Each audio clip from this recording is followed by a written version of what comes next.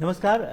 Reforms express के budget के इस संस्करण में हमारे साथ खास चर्चा में मौजूद है हमारे साथ दो खास मेहमान, सीबीडीटी चेयरमैन श्री रवि अग्रवाल जी और CBIC chairman Shri Vivek Chaturvedi. Sir, CNBC आवाज में आपका बहुत बहुत स्वागत है। थैंक यू सर, जिस तरह से प्रधानमंत्री ने भी कहा था कि ये रिफॉर्म एक्सप्रेस है या रिफॉर्म कंटिन्यू है, जो आप लोगों ने रिफॉर्म्स को लेकर पिछले साल और उसके पिछले साल जब इनकम टैक्स में भी रिफॉर्म हुए थे, न्यू टैक्स रिजीम आया था, तो एक तरह से एक एक्सपेक्टेशन बिल्ड काफी ज्यादा हो गया था कि अब इस बजट में क्या होने वाला है, कोई बड़ा सरप्राइज होगा।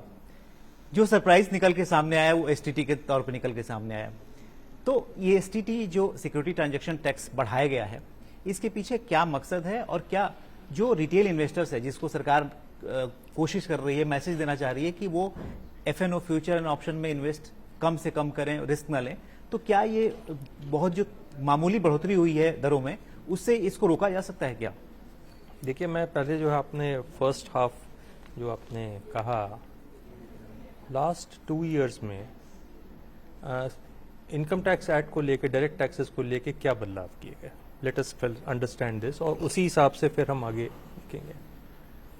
लास्ट ईयर हम नया एक्ट लेकर आए, अगस्त में पार्लियामेंट ने पास किया और उसमें मंशा क्या थी कि जो पुराना एक्ट था उसका सरलीकरण किया जाए, यानी लैंग्वेज चेंज किया जाए।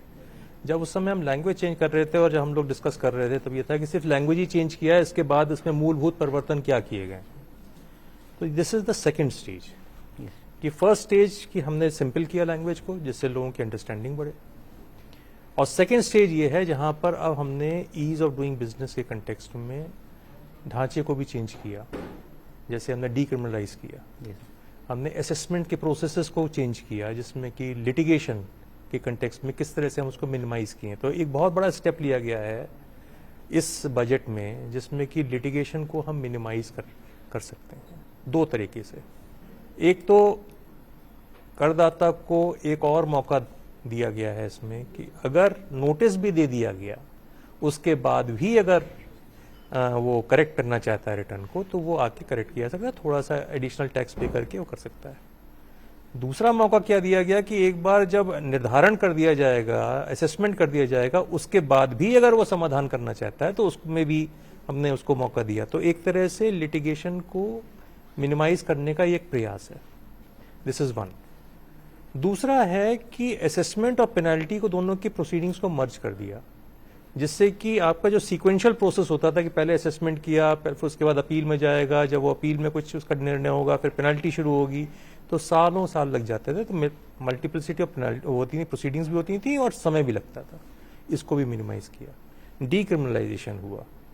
तो इस तरह के मूलभूत परिवर्तन किए गए इस एक्ट में।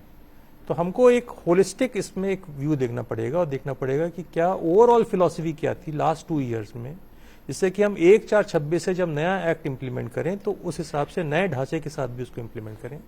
और ये मेरे हिसाब से करदाता के लिए, टैक्स एडमिनिस्ट्रेशन के लिए एक बहुत बड़ा कदम है दोनों। अब आए मुद्दा एसटीटी के ऊपर। एसटीटी को सिर्फ हमको ये नहीं देखना चाहिए कि सरकार को इसमें कोई एडिशनल रेवेन्यू मिल जाएगा। इसमें इशू है कि पिछले साल भर से देखेंगे अगर आप, या उससे पहले भी देखेंगे, जो फ्यूचर और ऑप्शन में जो वॉल्यूम ऑफ ट्रेड है, उसमें जो प्रगति और जो बढ़ोतरी हो रही है वो एक्सपोनेंशियल हो रही है, और वो इसेंशली स्पेकुलेटिव है, जिसमें कि जो आम आदमी है, जो रिटेल इन्वेस्टर है, उसमें मोस्टली लॉस उनको होता है, बिकॉज उतनी शायद स्पेकुलेटिव है। तो और so therefore how do you discourage that. तो ये टैक्स डिपार्टमेंट की तरफ से एक प्रयास है, इसमें थोड़ा सा अगर हम एलिमेंट ऑफ टैक्स बढ़ा देंगे तो शायद कुछ डिस्करेजमेंट हो। सो उस मुद्दे से हम उसको देखना चाहिए उस परिप्रेक्ष्य में। रही बात जो एक्सपेक्टेशन बिल्ड होती है बजट के अराउंड के इनकम टैक्स में और कोई एग्जम्पशन मिल जाएगा, और खासतौर से न्यू टैक्स रिजीम को जिस तरह से आप लोग पुश कर रहे हैं, उसमें उम्मीद की जा रही थी कि न्यू टैक्स रिजीम में कुछ और रिलीफ मिलेगी। जो ब्रैकेट तो काफी बढ़ गया था पिछले साल, लेकिन कुछ और रिलीफ देकर न्यू टैक्स रिजीम में ज्यादा से ज्यादा लोगों को। तो क्या ओल्ड टैक्स रिजीम के लिए कोई सनसेट भी आप लोग, सनसेट क्लॉज भी तय कर रहे हैं क्या? नहीं, ओल्ड टैक्स रिजीम के लिए कोई ऐसा सनसेट की बात नहीं है। फ्लेक्सिबिलिटी है।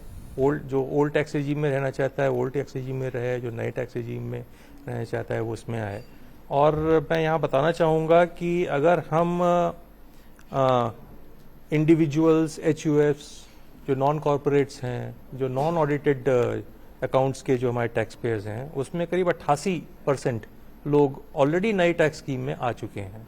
तो people are finding value in the new tax regime itself. रही बात एक्सपेक्टेशन की कि इसमें कुछ और रियायत दिया जा सकता था कि नहीं, तो एक्सपेक्टेशन मेरे ख्याल से पिछले साल स्लैब्स के कंटेक्स्ट में तो वो एक्सपेक्टेशन आई थिंक लोग काफ़ी सेटिस्फाइड थे, बट एक्सपेक्टेशन ये भी थी कि टैक्स डिपार्टमेंट और उसके टैक्स एडमिनिस्ट्रेशन को कैसे हम बेटर करें जिससे कि ईज ऑफ कंप्लायंस बेटर हो। तो ये भी अपने आप में एक एक्सपेक्टेशन है और जिसको कि यहाँ पर फुलफिल किया गया है। आप देखें कि टीसीएस जो एजुकेशन और मेडिकल के लिए बाहर जब पैसा जाता था तो उसको हमने कम कर दिया। ओवरसीज ट्रेवल के कंटेक्स्ट में टीसीएस कम कर दिया जिससे कि लोगों के पास ज्यादा लिक्विडिटी हो और वो अवेलेबल हो। तो दिस इज ऑल अटेम्प्ट कि एक होलिस्टिक टैक्स एडमिनिस्ट्रेशन और टैक्स कंप्लायंस को हम प्रमोट करें। सर, सबसे पहले तो आपको कॉन्ग्रेचुलेशंस, कंपनसेशन से हटने के बावजूद भी जीएसटी कलेक्शन के जो डाटा हैं काफी अच्छे हैं, 1.93 लाख करोड़। जी सर, जीएसटी में अपना कलेक्शन अपना एक गति से चल रहा है, हालांकि उसको कोशिश की जा रही है कि और बढ़ाया जाए, बावजूद इसके कि बहुत बड़ा पिछले दिनों रिफॉर्म हुआ जीएसटी में, टैक्स रेट काफी रेशनलाइज हुए। सर, आपसे पूछना चाहूंगा जो नेक्स्ट बिग रिफॉर्म्स था वो कस्टम में था, उसको लेकर एक्सपेक्टेशन था। कस्टम में ऐसा क्या किया गया जिससे कि अभी की जो हालात हैं, पूरे ग्लोबल हालात हैं, खासतौर से एक्सपोर्ट के जो हमारे हालात हैं, उसको रिलीफ देने के लिए जो कस्टम हमारा एक्सपोर्टर है, एक्सपोर्टर सेंट्रिक क्या कदम उठाए गए हैं इस बार कस्टम में, जो अगर हम बात करें तो इसकी? जी, तो देखिए कस्टम्स का जैसा माननीय वित्त मंत्री के बजट स्पीच में था, कस्टम्स के दो भाग हैं। एक है ड्यूटी रेट्स का भाग और दूसरा है कस्टम्स प्रोसेसेस का भाग। ड्यूटी रेट्स ज़्यादातर उन सेक्टर्स पे और या उन क्लास ऑफ गुड्स पे हम लोगों ने कम किए हैं जो लार्जली रॉ मटेरियल है, जहाँ पर हमारी अपनी अर्थव्यवस्था की जो इकाइयाँ हैं उनको कच्चा माल एक अच्छे रेट पे उपलब्ध होना चाहिए जिससे कि हमारी प्रोडक्टिविटी बढ़े, हम आत्मनिर्भर हों, मेक इन इंडिया रहे। और उसके अलावा कुछ ऐसी भी वस्तुएं हैं जहाँ पर हमारे सेक्टर्स को कंपटीशन थोड़ा ज़्यादा मिल रहा था। जैसे फॉर एग्जांपल एक आपको बताएं तो छाते हैं। अब छाते हमारे एमएसएमई सेक्टर में बनते हैं, लेकिन क्योंकि चीप इंपोर्ट होते हैं, एक विशेष देश से होते हैं, बहुत ज़्यादा भारी मात्रा में आते हैं, तो हमारी डोमेस्टिक इंडस्ट्री कहीं ना कहीं उस पर उसका इम्पैक्ट थोड़ा ज़्यादा होता है। तो उस पर हम थोड़ी ड्यूटी इस बार बढ़ाई है, हमने 60 रुपये पर पीस कर दी है। तो इससे हम अपने जो उद्योग है उसको बढ़ावा भी दे रहे हैं, उसको प्रोटेक्शन भी दे रहे हैं, हम दोनों तरह से कार्य कर रहे हैं।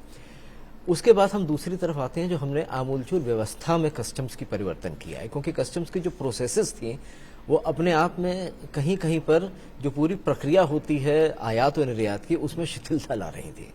तो उसको सरकार ने बहुत सजग करने के लिए काफ़ी इस बार बजट में आपने देखा होगा कदम उठाए हैं। विशेष तौर पे कुछ ऐसे कदम हैं जो कि उनके वर्किंग कैपिटल को लेके हैं। जैसे हमारी एक क्लास ऑफ इंपोर्टर है, ऑथराइज इकोनॉमिक ऑपरेटर।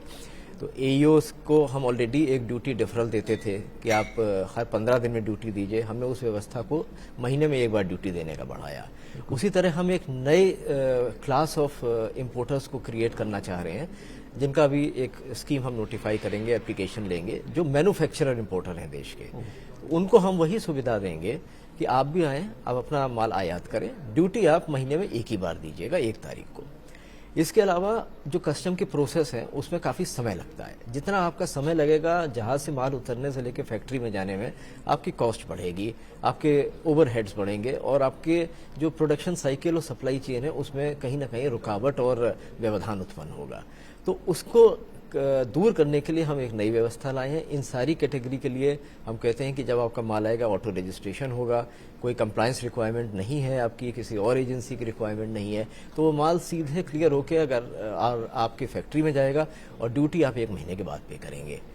जहाँ तक हमारे एक्सपोर्टर्स का सवाल है, हमारे एक्सपोर्टर्स हिट हुए हैं, तो उनके लिए हमने पहले भी कदम उठाए हैं और इस बार विशेषकर जो हमारे लघु उद्योग हैं, जो खासकर छोटे लोग जो कुरियर के माध्यम से, विशेष तौर पे अगर आप देखिए तो विदेश में माल भेजते हैं, तो इस बार हमने कुरियर रेगुलेशन में बड़ा बदलाव किया है। बहुत बड़ी डिमांड थी इंडस्ट्री की कि आप इसमें कोई भी लिमिट मत रखिए। अभी तक 10 लाख रुपए से ज्यादा आप कुरियर पे नहीं ले जा सकते थे, इस लिमिट को इस बार सरकार ने हटा दिया है। तो हमारे जो छोटे उद्यमी हैं, जो हमारे डिजाइनर हैं, 20 स्पोक फर्नीचर वाले लोग हैं, जिनका एक एक शायद सामान ही 10 लाख से ऊपर का आता है, अब ये सुविधा उनको होगी कि वो कुरियर से आगे भी भेज सकते हैं। और इसके अलावा एक समस्या ये होती है कि कई बार मेरा माल रिजेक्ट होकर वापस आता है, तो अब उसका क्या ट्रीटमेंट देंगे, उसमें बहुत दिक्कतें होती थी। तो अब हम ये व्यवस्था लाए हैं कि जब आपका माल जो गया था उसके जो डॉक्यूमेंट में जो डिटेल था और जो माल दोबारा आया है, वो डिजिटल मैपिंग उसकी हो जाएगी डॉक्यूमेंट की। माल को खोलना नहीं पड़ेगा। जब आप माल खोलते हैं तो उसमें डिले होते हैं, माल खराब भी हो जाता है। कई बार ऐसा भी होता है पैकेज खोलने पे कुछ दिक्कत हो, तो हम उन सारी समस्याओं का निवारण करके जो प्रोसेस है उसको हम बहुत स्मूथ बना रहे हैं। फिर हम अपने एक्सपोर्टर्स को एक सुविधा और दे रहे हैं कि फैक्ट्री से आपकी गाड़ी चलेगी, इलेक्ट्रॉनिक सील उस पर लगेगी, वो सील टेम्पर नहीं होगी रास्ते में, ऐसा हमारा विश्वास भी है। और जब वो सील रीडर पोर्ट पे उस ट्रक की सील को रीड कर लेगा कि उसमें टेम्पर नहीं हुआ है, तो आपको ऑटोमेटिकली लेट एक्सपोर्ट ऑर्डर दे दिया जाएगा। आपके माल का कोई फिजिकल इंटरवेंशन कस्टम से या कहीं नहीं होगा।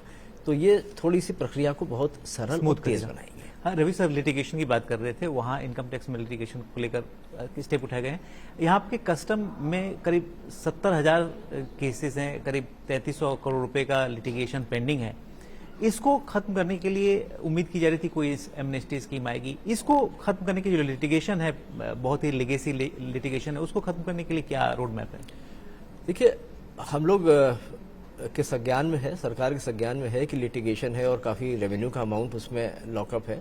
उसके बारे में काफ़ी विचार विनिमय इस बार भी हुआ था आंतरिक रूप से।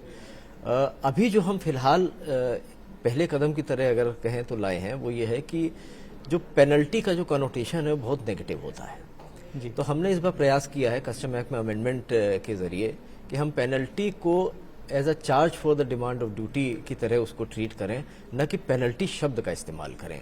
क्योंकि पेनल्टी शब्द जब होता है, किसी कंपनी के डायरेक्टर पर पेनल्टी लगती है, कहीं का डिस्क्लोजर वगैरह होता है, तो उसमें वो थोड़ी चीज़ें आड़े आती हैं। तो पहला काम अभी हमने इस पर यह किया है। जहाँ तक बाकी लिटिगेशन का सवाल है, उसमें मैटर अभी भी कंसिडरेशन में है। आगे हम देखेंगे कि उसमें और हम क्या कर सकते हैं। फिलहाल जो अभी हमने किया है वो सिर्फ परिभाषा बदली है। सर, आपसे सवाल पूछना चाह रहे थे कि जो इनकम टैक्स में या जो इनडायरेक्ट टैक्सेस में, इस पर देखा गया बहुत सारे जो रेट्रोस्पेक्टिव अमेंडमेंट किए गए हैं। इससे एक तरह से जैसे सरकार की स्टेटेड पॉलिसी है कि हम कोई रेट्रोस्पेक्टिव अमेंडमेंट नहीं करेंगे, बहुत सारी चीजों को रेट्रोस्पेक्टिवली जो कोर्ट के जजमेंट आ चुके थे बावजूद उसके वापस लिया गया है। तो सरकार के पीछे इसकी मंशा क्या है?